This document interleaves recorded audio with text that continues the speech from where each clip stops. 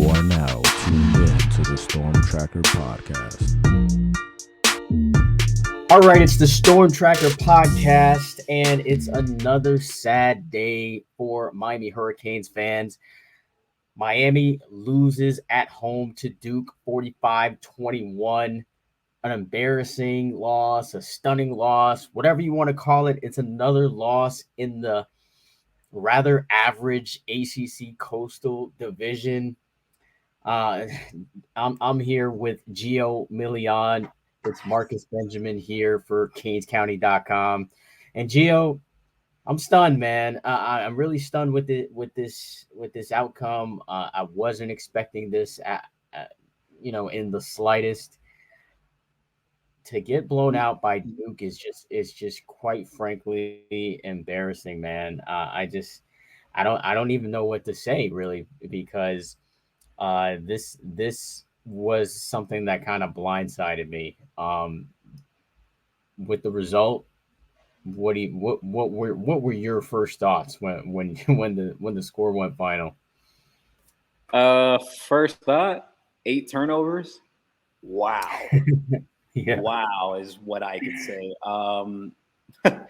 That is actually the third most by a college football team, actually even for a Power 5 team since 2009. So that's very mind-blowing. I found out that number after the game after speaking with a few people.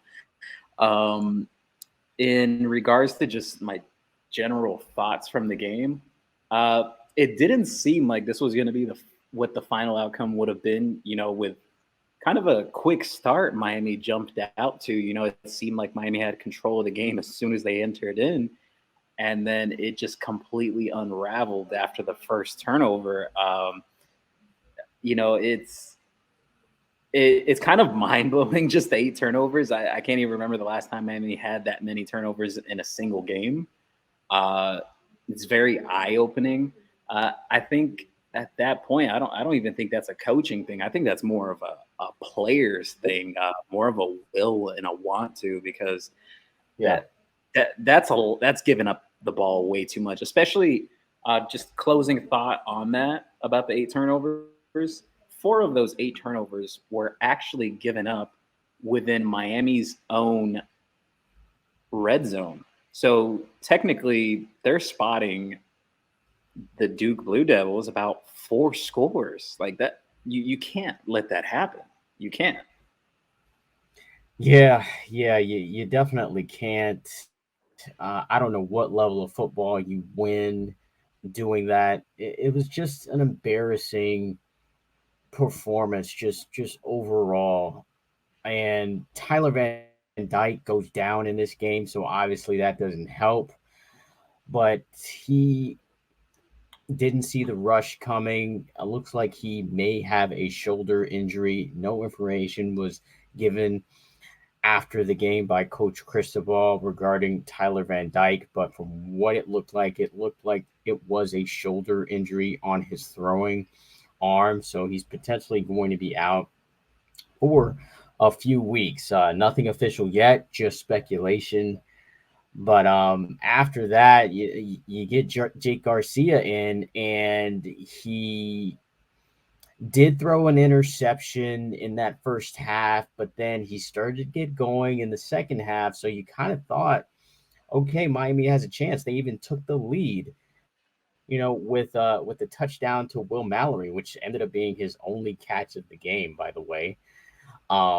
So it looked promising, and then all of a sudden, Jake Garcia was just throwing ducks out there, man. He was just throwing all these balls that were just highly questionable. Like I just didn't get it. No, I mean, from our view, it just were they were throws that didn't make a lot of sense. Throwing into coverage, basically just throwing directly to Blue Devils out there, and it was just terrible to see that. And then for me, it's like what when I watched this game, I saw Riley Leonard, do his thing. So he had 14 rushes for 61 yards, scoring 3 touchdowns. He averaged 4.4 yards a carry. But Miami knew about this guy going in, and they still couldn't stop him. So for me, that was the biggest takeaway. Like, you knew you had to stop Riley Leonard on the ground, and you still couldn't stop him. Yep. That was the most disappointing for me because it makes me feel like there's just not enough talent on this team to get victories in a division that you can say is pretty average if you compare the division to other Power Five divisions across the board. So just it's just a lack of talent on this team to really compete at a high level. Those fourth downs on that drive were killer, and I mean that was the thing for me, Gio. It's just that there's a lack of talent on this team to play big time, big boy football. Yeah, sometimes I agree with that. Sometimes I don't. A lot of the, and it's the argument that I always say that a lot of these kids that are on Miami's roster, for the most part, were recruited by other top tier Power Five programs around the country. So you start to think of the question of, has it been their development at Miami under prior regimes? I mean, you do have the new coaching staff now with Mario Cristobal and what was termed uh, preseason to be an all-star coaching staff. So yes, I understand it's a rebuilding year. It is your first building block season, but some of these losses, at a certain point, you do have to start questioning what's going on out there, because it seems like with Miami this season, if it's not one thing, it's another. And this is a conversation we had in the press box after the game was over. You and I just speaking about how the rushing game seemed to be a strength for Miami coming out of the first three games. That doesn't seem to be the case anymore. The passing offense was struggling through the first few games. Then Tyler Van Dyke gets going after getting benched against Middle Tennessee State. It's very much up and down performances for the defense. I wouldn't necessarily put it entirely on Miami's defense today, although it is concerning giving up those fourth down conversions, kind of bringing some Canes fans maybe some reoccurring nightmares of the Manny Diaz era. Just some converted fourth downs that still haunt some Canes fans even till now. But it's 4th and 13. Oh boy. Yeah, it's just the Florida State fourth down conversion, the conversion North Carolina had on fourth down. It's a lot of ones that really stick out from the past, but now you have some from this season too. So it seems to be a recurring theme. I don't think it's exactly talent. I think it's a mentality thing too, to be honest. We've talked about it before to some extent, just these players having and needing to believe in themselves. And I think a lot of them question themselves about how good they really are. Yeah, I do say talent because that's what it seems like on the field, but in reality, Miami's got more talent than Duke, top to Yes. bottom. They've recruited better than Duke for the past, I don't know, maybe 20 years.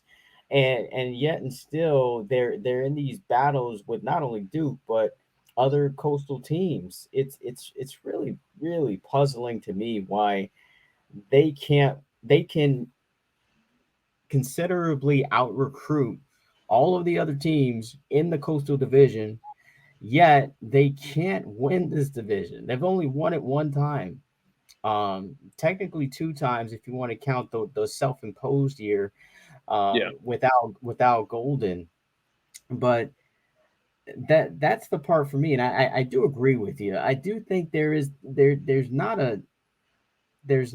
a band of brothers mentality with this team, because you and I, we've watched plenty of football, plenty of high school football. Sometimes there's teams out there that don't have the talent that still win games. Yes.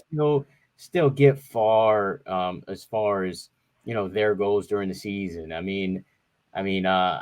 Wake Forest is not an overly talented team, but yet that's a team that I would consider probably the second best team in the ACC right now, behind Clemson.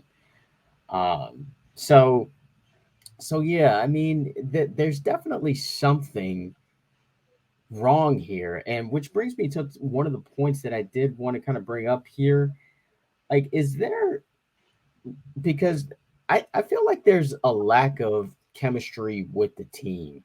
And usually when you try to identify problems, you go to the root of the problem, right? And or you go to the top, like, well, how is it at the top? So I question if there is some kind of lack of chemistry with this coaching staff. You know what I mean? So Yeah. because if the team is not performing up to par, and we say that they are talented enough to win these games, then there must be something going on with this coaching staff that we don't realize, or maybe there's just maybe too many changes at the moment for the program. I mean, they're changing facilities, they've changed obviously the scheme for the offense. There have been changes as far as players are concerned. There's a lot of new faces. Is it too many changes, you think, or maybe a lack of chemistry with this coaching staff?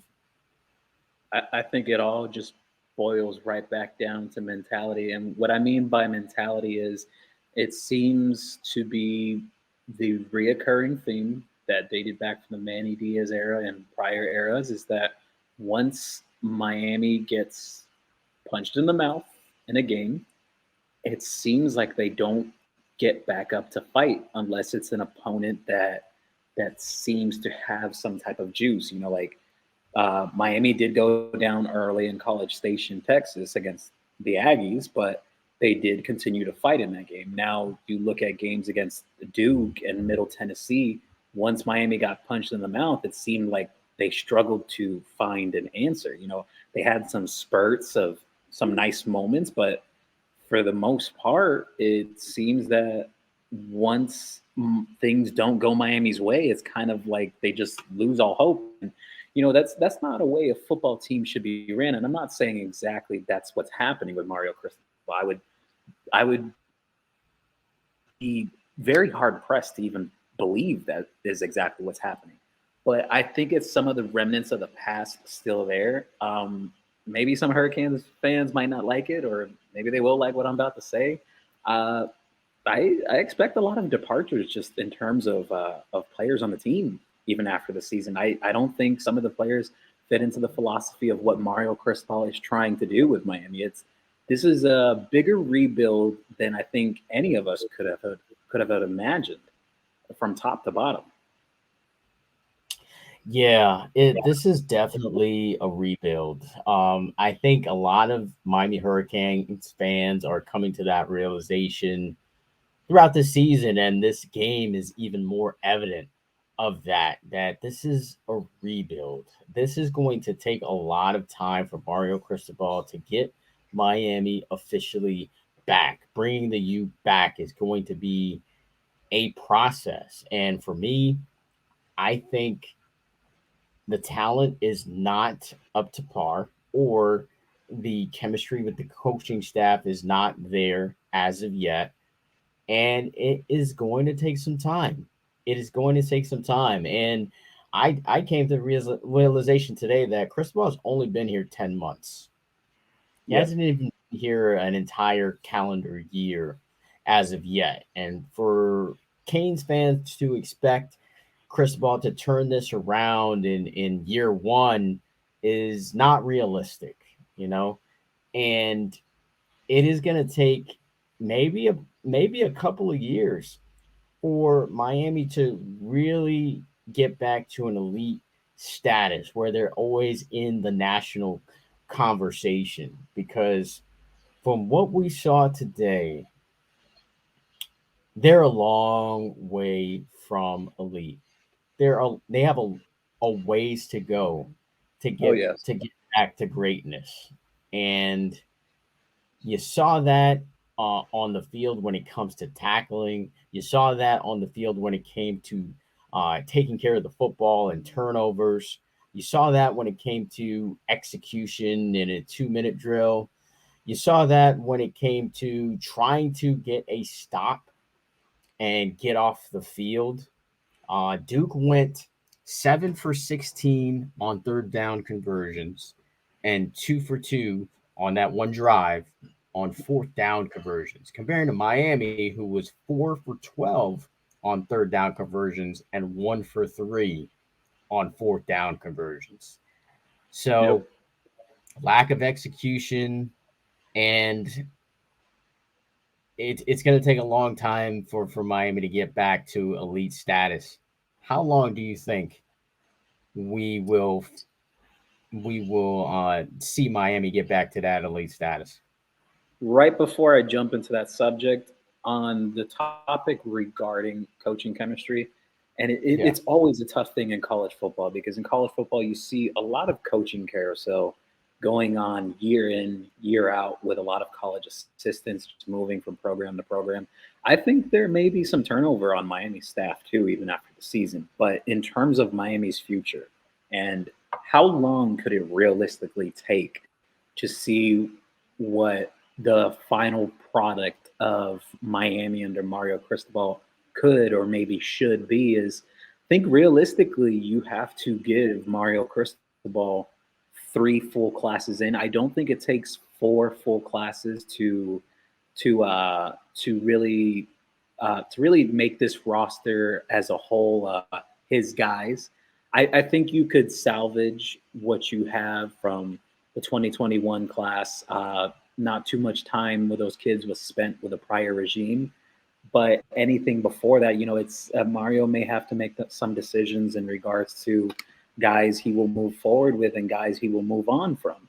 But in terms of Mario Cristobal's full recruiting classes, because let's be honest, he closed that 2022 class pretty well for a transition class. Just really having maybe just under a month of recruiting that class as a whole. yeah, Nice finish he had, just adding Nigel Kelly and Cyrus Moss and Jaleel Skinner, some nice pieces Miami had there. Citizen. Yes, Trevante Citizen as well. Nice finish there. And just finding a solid season as a freshman looks like a nice piece on the interior offensive line moving forward for Miami. But in terms of the longevity and how long this course could take, I really do believe 3 years, 3 full classes from Cristobal. So that would be 2023, 2024, and 2025. And the reason why I say 3 is because of the transfer portal era. And, Miami will continue using that to their advantage. They will supplement when they can. I do have this saying in regards to the transfer portal. You cannot supply your whole roster off of the transfer portal additions because at the end of the day, it really is a Band-Aid. And at some point, you do have to develop the players that you choose to bring in from the high school ranks. So realistically, 3 full cycles. That's what I would give Mario Cristobal, and I think it's reasonable in the era of college football we are in now. Do I think that I would like to see improvement from Miami next year? Yeah, of course. More of the team will be Mario Cristobal's team. Will it be his team completely? No, it won't be all of the guys he recruited, but it seems to me over the course of the last few games, Mario Cristobal has really been making some decisions in terms of who's going to be playing more moving forward and who is going to be left behind. We've seen a lot of starting lineup changes, even though some guys have stayed in and stayed healthy as well. So more so on the offense, but it's interesting to see. I would like to see some changes on defense moving forward. Yeah, there's definitely going to be some changes with this team. How many changes? I'm not sure. I mean, there could be a lot of potential transfers. Frank and I touched on a couple of possible transfers. And there definitely could be more. But some of those guys actually got some playing time today that we mentioned before, like Khalil Brantley and Romello Brinson got in there. Yeah, It Brinson was, even had the start today. Yeah. yeah, it was a surprise to some. No That didn't Bashards. in this It game. didn't last too long. Jacoby George had stepped into the game after some snaps. Brinson had the drop, but it was nice to see that he got another start again this season. Maybe his practice preparation was good, but the jury's still out. Yeah, it definitely is. I mean, it the jury's still out on a lot of these players. Kobe Young has been definitely the one bright spot in these last couple of weeks. Speaking Um, about that, speaking about that, Marcus, yeah, two back-to-back 100-yard performances for Colby Young yeah, against yeah, Power and Five teams. yeah, and three straight games with touchdowns. He had two today.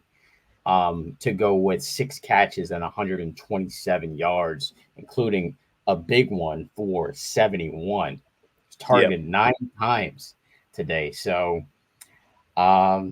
he definitely led the team in targets by three over Jacoby George. Jacoby George was also kind of a bright spot today to see him back in the lineup. But overall, with this play calling though, with Gaddis, it's been somewhat questionable just because there's no running game. This running game has Yeah. just absolutely disappeared in these past few weeks, and it disappeared once again today. Only 48 rushing yards, 48 total rushing yards. Now, albeit that came with a lot of sack yardage from Tyler Yes. Van Dyke and 50 Jake yards in Garcia. total. Yeah, so that took away 50 yards right there. But yeah, 63. You had 63 yards from Henry Parrish, averaging 5.7 yards a carry. And when I see that, that means that he should have probably got some more carries. Now, albeit he is coming from an injury, so he's probably not 100%. But when he did carry it, he did look good out there. Who didn't look good was Jalen Knighton once again. Oh man. Yeah, Yeah, it seems like Jalen has sort of regressed this season. He had a lot of big splash plays for Miami last season. Wasn't exactly the type of guy that was churning out consistent yards per carry last season, but he did have a lot of bright spot moments, especially in some games, some 100-yard performances, big plays out of the backfield catching the ball. But it seems like this season he's had quite the struggles, and just to even speak on that is 3 fumbles in the last 4 games for Jalen Knighton. There comes a certain point where you have to consider, even though you have the injury bug going on in that running back room. Henry Parrish Jr. just now coming back from his injury, and the Don Chaney still being sat out right now, and Trevonte Citizen being out for the season. You do have some other backs on the roster. You have Lucius Stanley. They gave him more reps against Virginia Tech, and he actually seemed to be a bright spot in that game, despite minimal touches. He did produce some positive yards that was quite impressive. A little bit of shake and bake to him as well with his size. I was surprised by that, but you had Thad Franklin sitting on the bench the entire day, and Jalen Knighton fumbled the ball again, and then you just see him back out there again on the field. There has to be a certain level of accountability. You can't really allow that. I understand Miami's not in the best position in terms of health in the running back room, but I totally agree with you. I think they should have probably gave more touches to Henry Parrish, or maybe try their hand at Lucius Stanley or even Thad Franklin. The running game yeah, woes, it's honestly surprising. We talked about this in the box, and Miami ran for over 180 yards against the Texas A&M defense, probably the best defense Miami has faced this season. And the run game has been practically almost non-existent since that game. yeah. It's kind of mind-blowing.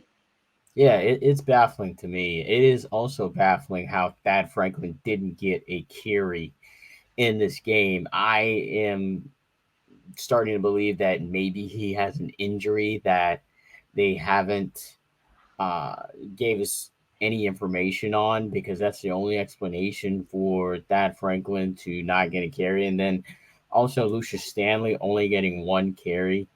I'm not sure exactly why he would only get one carry in this game. And since you opened up the playbook with Jakari Brown, and for him to only get two carries in this game, especially towards the end of this game when this game was pretty much decided, I don't understand why you don't get Jakari Brown in there to at least, do some read option runs. Yeah, That would make sense to me. my If take they on that, Marcus. My take on that, the Jakari Brown thing. Honestly, I would have put him into the game once Jake had thrown his third pick. You got to get some live reps, especially if you already burned that game for Jakari Yeah. Brown in terms of the 4-game red shirt rule. You got to get Jakari Brown those reps after that point because that game was out of reach at that time. Yeah, so that's a questionable decision by, the offensive coaching staff and Gaddis. But overall, how do you feel about Gaddis's play calling? Very up and down. I liked the creativity in terms of the run game through the first 3 games of the season. Miami got shut down against Middle Tennessee State. Then they started opening up the offense in terms of more 4 wide sets. We're even starting to see some 5 wide sets with a tight end and a running back split out wide. I like what I've seen more from the pass game now. It seems like when the field gets shorter, when Miami gets in the red zone, a lot of issues in terms of just throwing the ball or even dominating in the run game. I think it may be a mix between Miami has to get better on the interior offensive line and just the fact that they haven't really found a running back that can be that cowbell guy, the bell cow in terms of churning out those tough yards, those yards you need in those key situations. You can't leave points on the board, and this has been the ongoing story since the first game of the season. I mean, yeah, it was Bethune-Cookman, and then the second game was Southern Miss, but you could see the struggles even back then that Miami is almost a completely different team on offense once they get inside the 20-yard line. It becomes completely different. They move. I feel like the offense moves well when they're not inside the red zone. Maybe some ways to work around that, some more deeper shots before you get into the red zone. I do have my complaints in terms of not enough downfield passes. I felt like they gave some guys like Jacoby George and Frank Ladson too many underneath passes. Not trying to get these guys downfield more. The explosive passing game needs to be incorporated. There needs to be more plays downfield.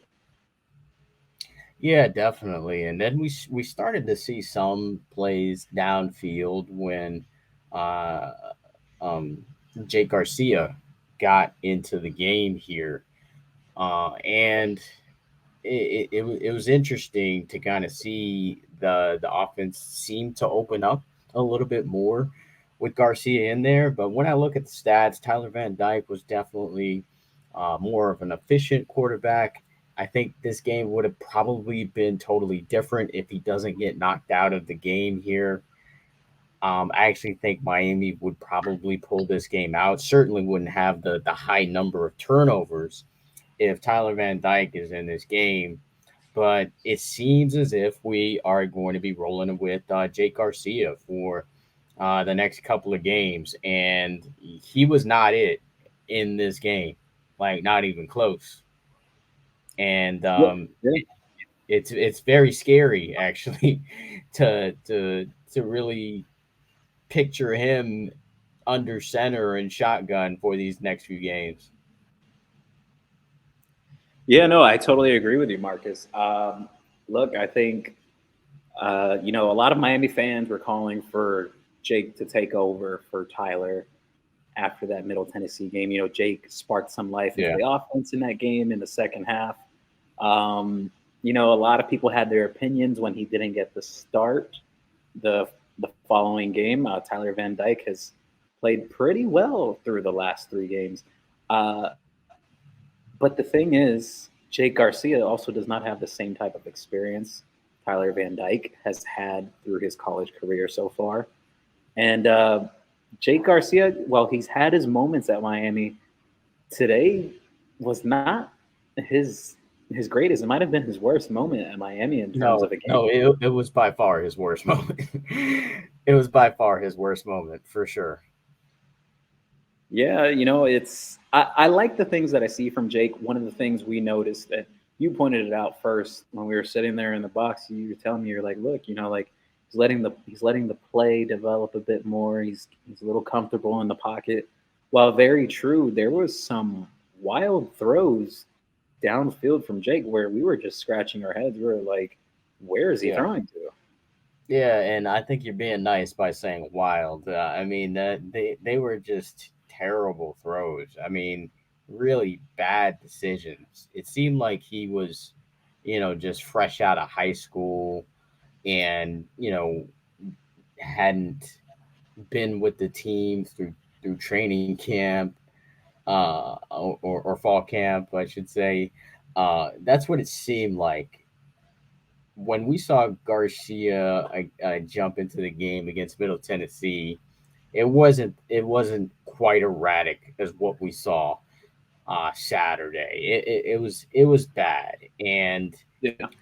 they may be able to kind of get by with a win at Virginia, just because Virginia is not really explosive offensively, and their defense is not, they're an average defense, or some would probably say below average.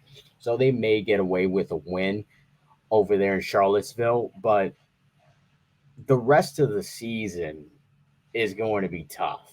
And which brings me to my next question, uh, Gio, is this team going to a bowl game? Right now, Whoa. they are Yeah, at Marcus.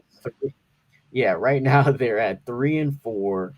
You need 6 wins usually to go to a bowl game. Sometimes you can get away with it with 5, but it's highly unlikely that you would get to a bowl game with 5 wins. Does this team even go bowling this season?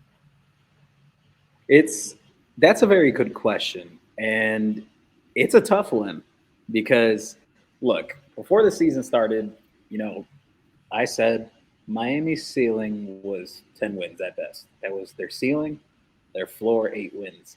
Uh, it looks like Miami will likely bottom out of that floor that I thought of. Uh, just attributed to awful games against Duke and Middle Tennessee State that they were both the same kind of story, but a little different. Middle Tennessee State had a lot of explosive plays, but Miami did turn over the ball at some key moments that really spotted MTSU 3 scores in that game. Kind of the same story in the Duke game, spotting 4 scores to Duke. Game might have been a little different between that and just maybe possibly keeping Tyler Van Dyke in without getting hurt. Maybe it could have been a different story, but in terms of going bowling, you have Virginia, Florida State, Georgia Tech, Clemson, and Pitt all left on the schedule. I don't think Miami is going to beat Clemson. I don't see Hot take, Gio. Yeah. Yeah, I don't see Miami beating Clemson. Virginia, I think Miami could squeak out the win against Virginia, and this is crazy that I'm saying squeak out because Virginia is not having a great season either, just like Miami. But Miami's a very inconsistent team this year. It's a lot of downs, kind of a roller coaster of a team. There's a lot of high moments, a lot of low moments. It seems like it's just always something with this team. If it's not one thing, it's the other. Like last week, it was penalties. This week, it was turnovers. The week before that, it was just a lack of a running game and a lack of getting North Carolina off the field. Against Texas A&M, it was a lack of a passing game. Against Middle Tennessee State, it was giving up the big plays. It It's just something different every week. Marcus, And I'll give you the great example of that. And someone said this inside the press box after the game ended, before we all left for the night. Someone said this perfect explanation example to it, kind of like a old classic Mickey Mouse cartoon where where Mickey is kind of covering up all the things that are getting broken, but another one just pops up and another one pops up after he repairs one thing after another. That's what it kind of seems with this Miami team. It's yeah, kind of like a Mickey Mouse cartoon. yeah, yeah, and it's unfortunate because I think this is a very talented team. Like when healthy, I think they could have beaten everybody on their schedule minus Clemson when healthy. I think, and if they didn't have one of those major things happen, like if they didn't have so many turnovers today, I think they win the game.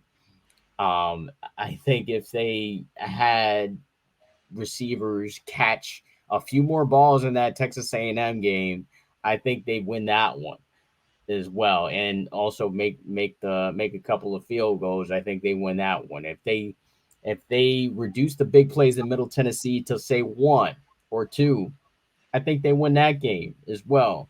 Yeah.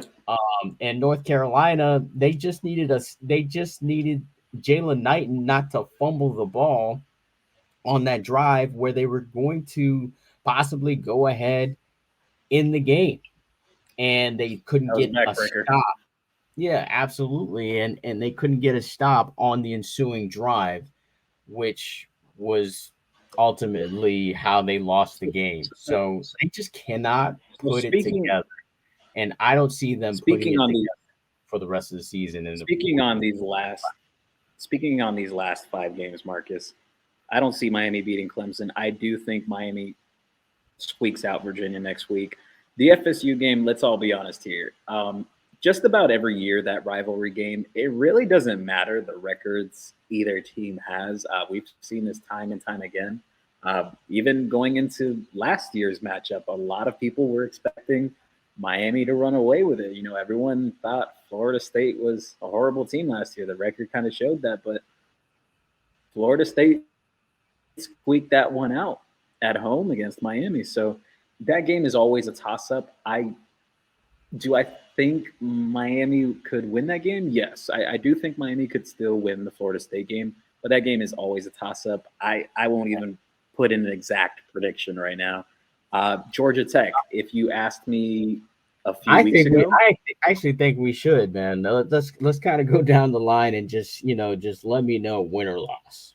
So okay, Virginia, I think I'm just gonna say just for Kane's fan psyche's sake, I'm gonna say win. Okay, I'll and go you with say win win as as well. well, right? And then Florida State, once again, it's a toss-up game. They'll be up for it. Um, it really depends for me if Tyler Van Dyke or Jake Garcia plays based on what I saw. If Jake Garcia Yeah, plays, it's a loss. If Tyler Van Dyke plays, I think it's a win. What say you? I'll go with a win against Florida State. I think Miami gets revenge for last year's loss. Georgia Tech, what are you thinking for that game? I think they lose. I can't. I don't have a belief in this team that they can go on the road against a team like Georgia Tech, who has shown that they can beat teams like a Pittsburgh if things kind of go their way. I really like their quarterback over there. I think he's really athletic. Miami struggles with athletic quarterbacks. We saw that today. So I think they go into environment that would probably likely be a night game. I think they lose in Atlanta. Uh, Man, I don't want to hedge my bets here, but I feel like that FSU and Georgia Tech, those 2 games, I feel like you could flip either of one of those. Like, I think if Miami beats FSU, I have a feeling they have a letdown game against Georgia Tech the following week. If Miami loses at FSU, I think they might turn up against Georgia Tech. I put down a win for FSU. I'll go with a win for Georgia Tech. That would put Miami at 6, but the last two, Clemson and Pitt, uh, I'm going with losses for Miami.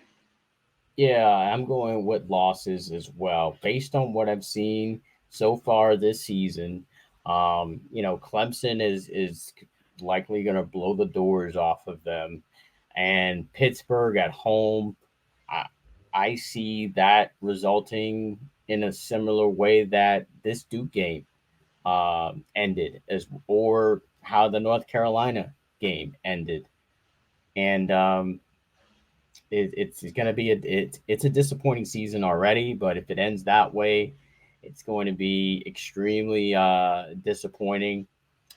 Lastly, before we get out of here, you did get a chance to kind of speak to some of the prospects uh, and commits that came to the game today. What was the overall reaction from those players that witnessed what we saw today against Duke? So, from the commitments that were in attendance, for the most part, after speaking with them after the game, it seemed the general consensus from those guys was mostly it doesn't seem like Miami's class is going to imminently fall apart, at least from the guys that were in attendance that I could say, just speaking firsthand with them. Uh, the message is very clear that's coming from Miami, especially from their coaches and Mario Cristobal. They are really telling these kids that they are that class that they believe is going to start everything. So that's putting a lot of expectations on them. It is Mario Cristobal's first full cycle class, so interesting. I do believe the sense of that Miami could hold on to the majority of this class, especially a lot of college coaches around the country get that first year bump in recruiting. Miami will have to show results on the field next year because you can only sell visions and dreams for so long without results. So, in regards to the commitments, in regards to the targets, it seemed kind of lukewarm. Just they liked the game, they liked the atmosphere, but it didn't seem like they were super hyped about Miami. And I think it's hard to say. So you said they like the atmosphere. Yeah, That's good. That's good to know. Good to know. yeah. I was a little surprised. I was a little surprised that that announced paid attendance today. I don't think it was anywhere close to that. But so in Right. terms of atmosphere comments, I was a little surprised. But in in terms of the targets, I didn't get the sense of that they lost any interest in Miami. I got the sense of they were just kind of like, yeah, they understand Miami's building. They understand it's the first year, and not everything's just going to start off like a rocket the first year. But it kind of seems like Miami's going to have to start showing results and showing it soon in terms of just class of 2024 and ahead. Well, that's positive. That's positive to hear about the recruiting class. I know a lot of fans are kind of worried about the class and sticking together, and it seems like this class is going to stick together despite the woes that we've seen on the field. So that's pretty positive. And like we talked about earlier, it's going to take some time for Mario Cristobal and his staff to really get Miami back, and we saw evidence of that today. Anything else you want to cover before we get out of here? Uh, Jake Garcia moving forward because it doesn't look like Tyler is going to be playing anytime soon after that injury. It didn't look too well. Didn't return in the second half. How you think it looks with Jake moving forward? I'm nervous, man. I'm really nervous about Jake based on what I saw. I mean, for him to throw, what was it, Three four interceptions. He almost had interceptions? a fourth. I think Yeah. it was. Yeah, and it was a fumble, I believe, as well that he had. Yes. So, so yeah, so he turned the ball over 4 times. That's something that you just can't do as a quarterback. I mean, even if you don't light the world on fire, the ball is in your hands more than anybody else on the field, and you just got to protect the football. It's all about ball security, and those coaches are going to be driving that home all week leading up into this Virginia game about ball security, and hopefully he kind of gets that message. If he is the guy, I am worried about how he performs on the go forward, but he's a highly touted recruit, originally from California, won a state championship with Georgia during the COVID year. So he's found ways to battle through adversity. He also had a ankle injury last year.